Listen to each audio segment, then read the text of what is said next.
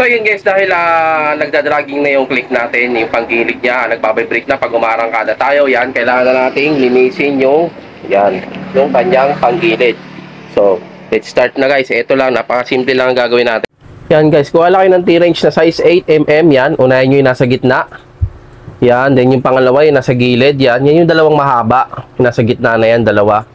Then yung gilid na yan, yung sumunod, tatlo lang yan. Bali, ang sizes niyan, bali 3, 6, 7, 8. 8 pieces lang yan. Tatlong mahaba, ay 5 mahaba, tatlong maiksi. Yan, tanggalin mo yung paikot ng crankcase para matanggal mo yung pinaka-kaha. Ngayon, pag natanggal mo na yung pinaka-kaha niyan, makikita mo na yung sorpresa. Yan. Yan, napakadumi, ang itim na. So ngayon, gamit ka ng impact para matanggal mo yung sabel. Yan, unahin mo yung sabel, tanggalin mo. Then sa pulley set naman, sa pulley, yan, para matanggal mo yung drive phase at makuha mo na yung torque drive at belt. Yan guys, then linisin na natin yung mga pulley set niya. Yan, sabon yan, tsaka joy. Yan muna, tsaka tubig. Ayan ang una kong ginagawa kasi kulang ang CVT cleaner pag dinaretso mo. Yan, yung belt, tanggalan natin ang alikabok kasi dyan ang kumakapit yung lining. Yan, yung backplate, yung bola, yan, yung spring. Dapat yan, malinisan natin. Yan. Tapos yung torque drive, baklasin natin yan. Ayan, oh.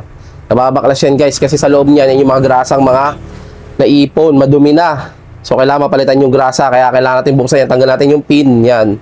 Gamit tayo ng long nose, yan. Hugutin natin yan, 3 pin na yan. Ingatan nyo yan, kasi maliliit yan. Mahirap yan pag nawala, nako.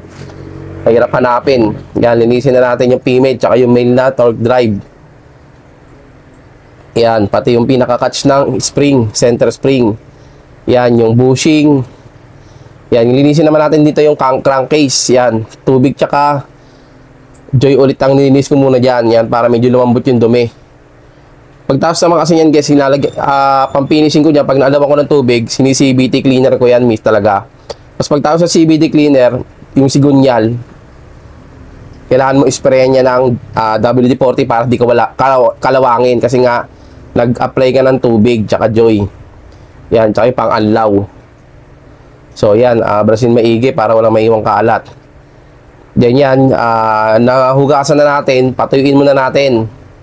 Pagtas ko patayo niyan guys, in-applyan ko ng ano yan, contact cleaner, yung quick dry. Then pagtas ko lagyan ng contact cleaner, yung mga gilid-gilid niyan, isprayan ko ng lubricant. Kasi kailangan yung mga moving parts yan, nag-lubricate. So yan, ayan na siya. Ayan, in-sprayan ko ng hangin para matuyo.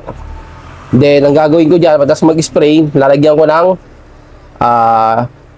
yung sigunyal na dalawa na yan, dapat lagyan talaga ng lubricant yan kasi kakalawangin yan pag hindi nyo nilagyan kasi nga in-apply nyo kanina ng tubig. Sa mga hindi nakakaalam, sabi nila kakalawangin niya tubig. Oo, kakalawangin talaga pag tubig. Pero ang diskarte niya, pagtas mo linisan, balawan ng tubig, isprayan mo siya ng lubricant. Yan. Nilalagay ko yan, Hardex yung lubricant. Parang WD-40 yan, guys. Bababaran mo yung dalawang sigunyal na yan hanggang doon sa oil seal. Bababaran mo yan, yung dalawa. Pati yung kabila, ganun din ang gawin mo. Kasi pag di mo binabaran yan, ay tsak. Pag baklas mo sunod, kakalawangin yan.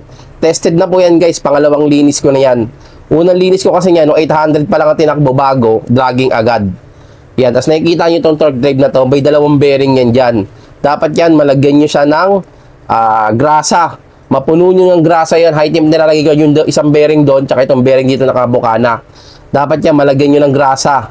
Mapil nyo yung loob ng bulitas kasi yan ang madaling masira. Lalo na kapag click ang motor mo.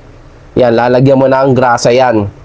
Then, yan, susunod, ito naman, paano maglagay ng bola? Lalagay ka ngayon ng bola sa drive phase, dapat yung surface niya nandun sa kaliwa. Yan, yung surface niya nasa kaliwa. Yan, din ngayon, isasalpak na natin. Yan, lagyan na natin yung pulley. Tapos, syempre, ilagay muna natin yung belt. Lagyan natin yung drive phase, then, ilock na muna natin siya. Yung lock natin, ito ay isang pitik lang ng, yung yung air gun na yan. Kasi, imamanual natin yan para tama yung torque. Then, yung belt, yan, ilagay na natin yung torque drive. Sa paglalagay ng torque drive siya, hindi mahirap yan, guys. Counterclockwise mo lang yung torque drive, tapos clockwise mo lang yung tawag na ito, yung clutch lining. para umikot siya. So yan, lagay mo na yung bell, lagay mo yung nut, and higpitan mo lang ng bahagya. Kasi nga maya, i-manual natin yan. Ayan, manual natin, may tamang torque kasi yan. Then, sarado na natin yung mga crank. Yan guys, ganun lang kasimpleng linis ng panggilid. Yan. Mabilisan lang to guys, linis na panggilid na to. Ipopost ko rin yung mga mismo specific na mga value na mga torque dyan na ginagamit natin para safe yung ating panggilid. So yan, basic lang. Hindi na kayo kailangan magpunta sa shop, lalo na pag may sarili kayong gamit. Higpitan nyo lang, yung tamang higpit lang. Kasi pag meron ka na 7 Newton meter lang yung torque nyan, yung crank